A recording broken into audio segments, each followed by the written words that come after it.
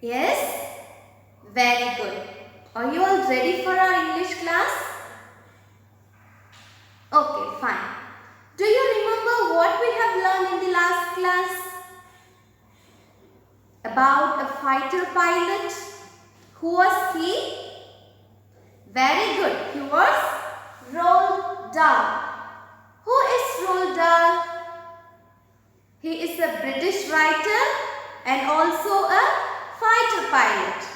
Very good. Where did he work? He worked in the Royal Air Force. Royal Air Force is a part of British Army. Okay. Royal Air Force is a part of British Army and he was working as a fighter pilot. In the last class, I asked you to find out the time period of Second World War. Did you all find it out? Okay, now tell me, when was the Second World War happened? What was the time period of Second World War? How many of you searched? Okay, shall I tell you? It was between 1939 to 1945. When was the Second World War begin? It starts in the year 1939 and it ends in the year 1945. Okay. Now, let's come back to our story. What is the title of our story? What is the title of our lesson we are learning? Going Solo. What is the title? Going Solo. Solo means single. Here, who is the narrator? Roald Dahl is the narrator. This story is taken from his biography. Roald Dahl's life. Okay. Now tell me. At first, in an aerodrome. What is mean by aerodrome? Very good. Aerodrome is a small airport. In an aerodrome, there were 3 pilots and 3 aircrafts were there. What is the name of these aircrafts? It's a famous, popular aircraft. People love to take that aircraft, love to take travel. What is the type? What is the name of that aircraft? It is Tiger Moth. This Tiger Moth is a popular and famous aircraft used by the army people. Where is he working? Roald Dahl is working. Roald Dahl is working in the Royal Air Force. And there were 3 pilots there. They are not from Royal Air Force. They are not from the army.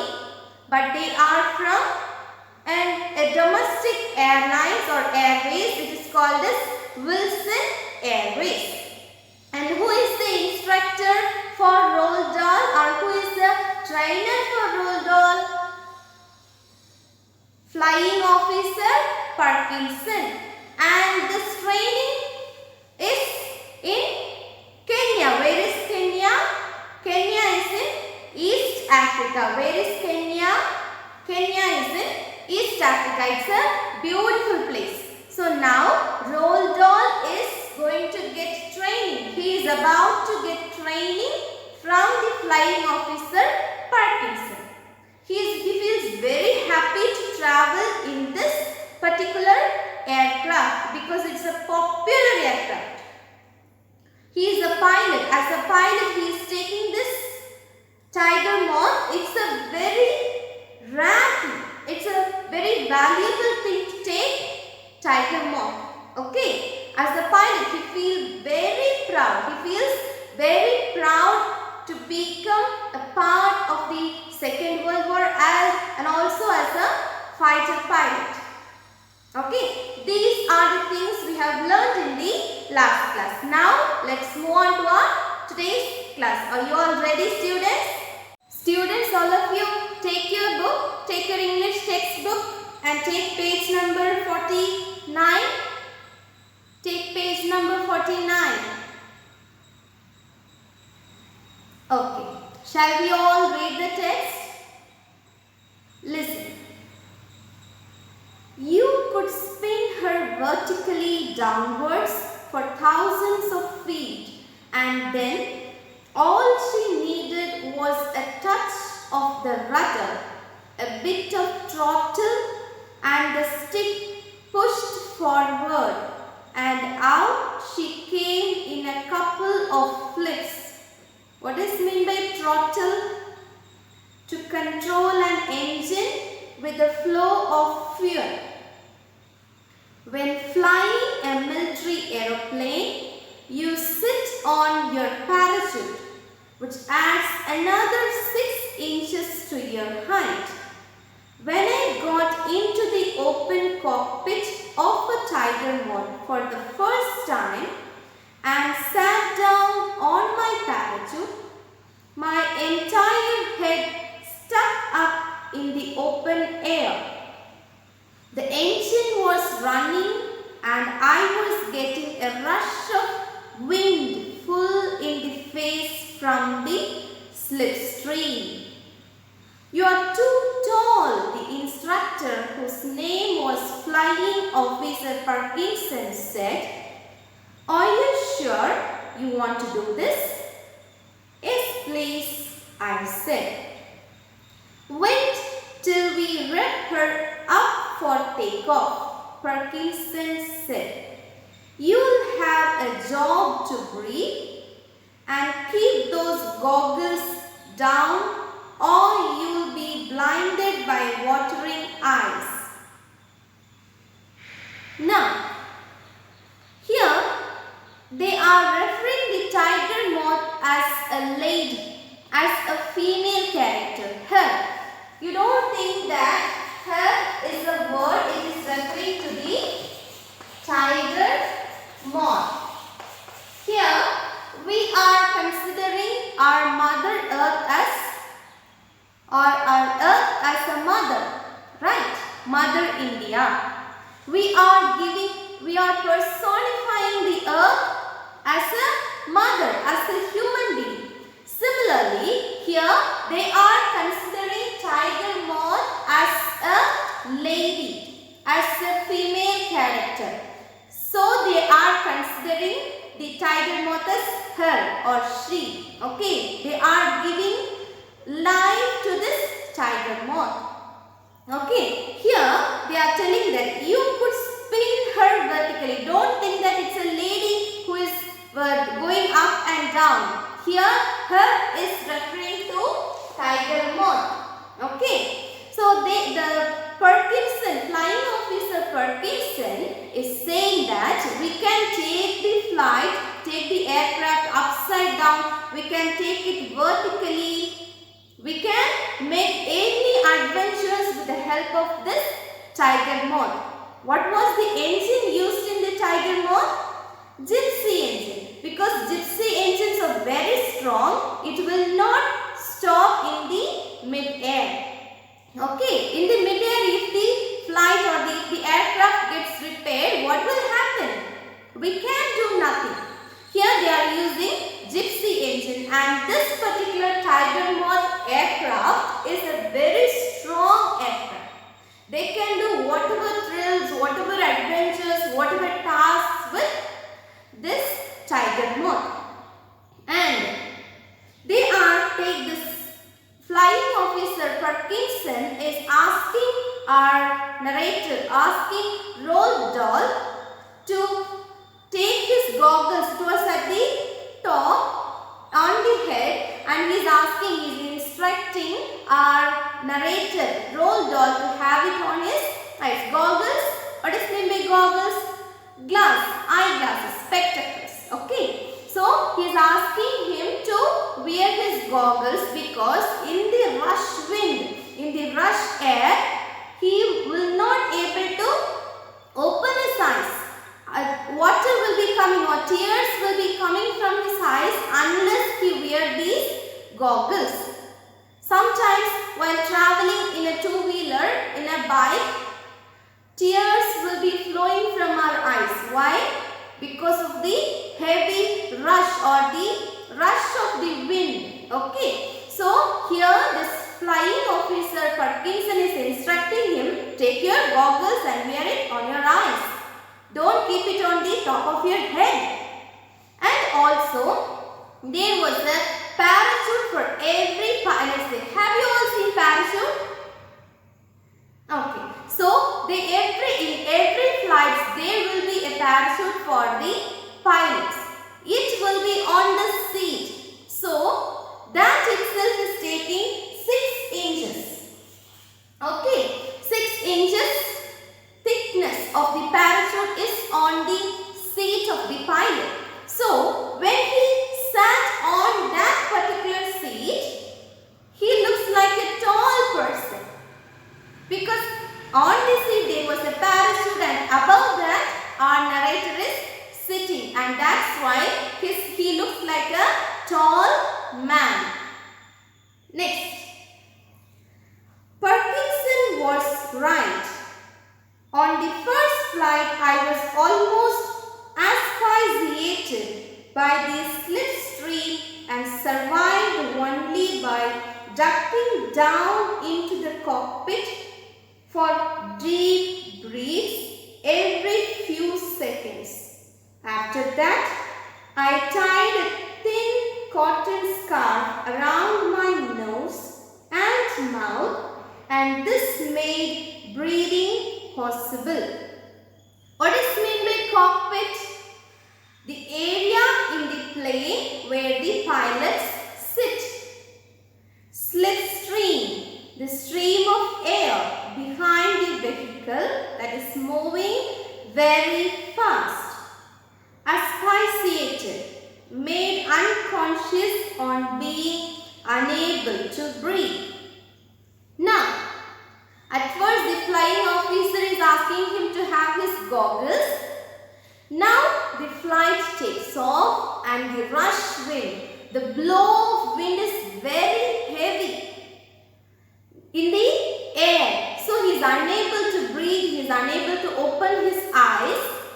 And also in the cockpit means in the place where the pilots have to sit.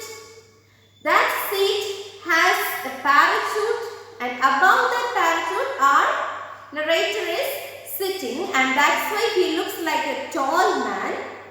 The wind is blowing on his face, he is unable to breathe, he is unable to open his eyes, and so he decides to take a scarf, take a cloth. Have you all seen scarves? Okay, it's a piece of cloth, soft cloth. So he takes that scarf and covers his nose, his mouth and his entire face. Then he is able to breathe. Why he is unable to breathe?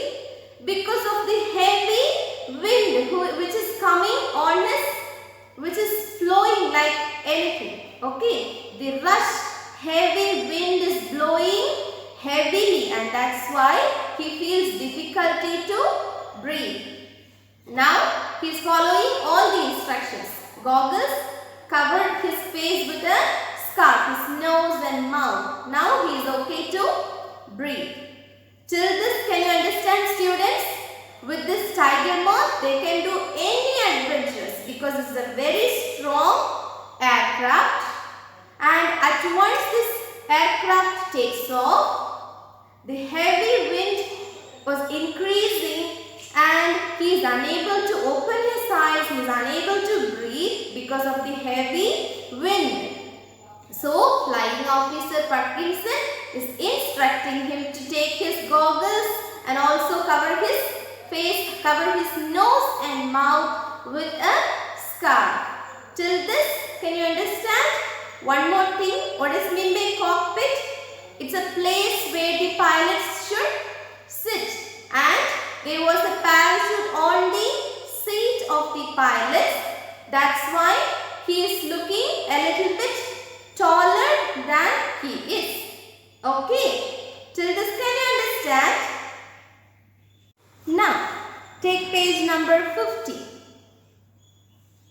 I see from my logbook, which I still have, that I went solo after 7 hours 40 minutes, which was about average, and RAF pilot's logbook, by the way, is or certainly was in those days quite a formidable affair. What is meant by formidable? Impressive. It was an almost square 8 into 9 inch book, 1 inch thick and bound between two very hard covers faced with blue canvas. You never lost your logbook. It contained a record of every flight you had ever made as well as the plane you were flying, the purpose and destination of the trip and the time you had spent in the air. Now, he is carrying a logbook with him. Have you all seen logbook? Here, the logbook is 8 into 9 inch thickness, 8 into 9 inch and 1 inch thickness. Okay. Length and breadth is 8 into 9 and its thickness is 1 inch. It's a logbook. That book contains all the information. If I am a pilot, I have a logbook with me. And in that logbook, I have to mention where are the places I have visited. What is the purpose of my trip? Okay, here, look at your book. It contains the record of every flight you had ever made. Every flight he had ever made and the place where flying. What is the purpose of his travel? What is the purpose of his trip? And where is his destination? What is his destination of that trip? All this information will be noted down in the logbook. So he carries that logbook with him. Okay, students. Now, what is the full form for RAF? Royal Air Force. It is a part of the British Army, Royal Air Force, Royal Navy Force. Okay. Now, where is he now? Where is Roald Dahl? He is in Kenya. Kenya is a beautiful country. Okay. Now, after I had gone solo, I was allowed to go up alone for much of the time and it was wonderful. How many young men, I kept asking myself, were lucky enough to be allowed to go whizzing and soaring through the sky above a country as beautiful as Kenya. He is traveling all alone in the aircraft. What is the name of the aircraft? Tiger Moth. Tiger Moth is the name of the aircraft. He has been traveling in the aircraft for 7 hours 40 minutes. How long he traveled in this aircraft? For 7 hours 40 minutes. Imagine the time period, 7 hours and 40 minutes. And he is now in Kenya. He is telling he feels proud, he feels happy as he is telling that how many of them are getting such an opportunity in their life to travel in Tiger Moth. So he feels blessed to have or to get an opportunity to be a part of RAF, that is Royal Air Force, and he feels so happy to travel in the aircraft Tiger Moth. Okay, so he is telling that how many young men were lucky enough to be allowed to go soaring through the sky. Soaring. Birds soar, isn't it? So he got an opportunity to soar in the sky, and that too in Kenya. Kenya is a beautiful country. Now, even the aeroplane and the petrol were free. In the Great Rift Valley, the big game and the smaller game were as plentiful as cows, on a dairy farm, and I flew low in my little tiger moth to look at them. Now at first the place he reached is Great Rift Valley. What is the name of the place? Great Rift Valley. He is telling that I could see game here refers to wild animals. Okay. So he is telling that I could see in Great Rift Valley, I could see so many wild animals. Big wild animals, small wild animals. Students, can you name some wild animals? Tiger, lion, leopard, cheetah, rhinos. There are so many wild animals. So similarly, he is telling that in the Great Rift Valley, I could see so many wild animals. Big wild animals, small wild animals. Okay. And he could see cows on the dairy farms. Cows? Have you all seen cows? Okay. So he could see wild animals, cows in the dairy farm, and now he feels so happy to see all these wild animals from his tiger moth. And he is flying not in a very high, in a low height. Okay, so he could see everything clearly. It's a good vision from tiger moth to see all the wild animals in the Great Rift Valley. Can you understand, students?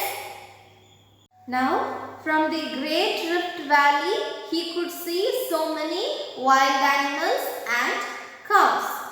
Next. Oh, the animals I saw every day from that cockpit. I would fly for long periods at a height of no more than 60 to 70 feet, gazing down at huge herds of buffalo and wild beasts which would stampede in all directions as I was over. Wild beast, it's a large antelope. We all have seen antelopes in Discovery Channel, right? So antelope, a wild beast is a large antelope. Stampede means rush wildly. It is rushing, it is running very wildly, in a wild manner. Then he is flying in his tiger moth at 60 to 70 feet above the land. So he is not flying too high. The flight is soaring at 60 to 70 feet high from the land. So he is able to see the entire land, the wild animals, very clearly. Next, from an illustrated book I had bought in Nairobi, I learned to recognize kudu, Thompson's gazelle, clan, impala and many other animals. I saw plenty of giraffe and rhino and elephant and lion, and once I stopped a leopard sleek as silk lying along the trunk of a large tree. He has an illustrated book. Illustrated book means a book, it's a picture book. When you are kids, you may have an illustrated book with you. In your library too, we have illustrated books. A book is filled with pictures and its name. If an illustrated book is all about animals, then there will be beautiful pictures of animals with their names. So, here the narrator has an illustrated book with him. That book he has that book and is bought from Nairobi. Nairobi is also a place in Africa. So he buys that book and now he has this illustrated book. With the help of that book, he could recognize the name of the animals there in the forest, in the woods. Sometimes we don't know the name of animals or birds or anything. We can see, or we might have seen those pictures. We can recognize, but we don't know the name. Here, with the help of this illustrated book he bought from Nairobi, he is recognizing, or he is identifying, okay, this animal is kudu, this animal is impala.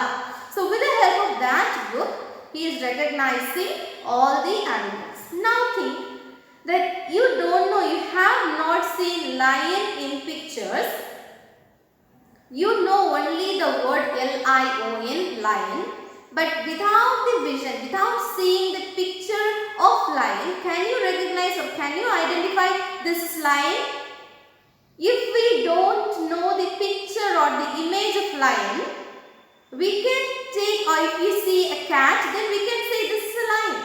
So we need the illustration book or illustrated book to recognize everything. So we need to know what is the image or the picture of each animal. So it will be easy for us to identify. If we learn only the words lion, tiger without seeing, can we identify those animals? No. So here in the forest, he could see, what are the animals he could see?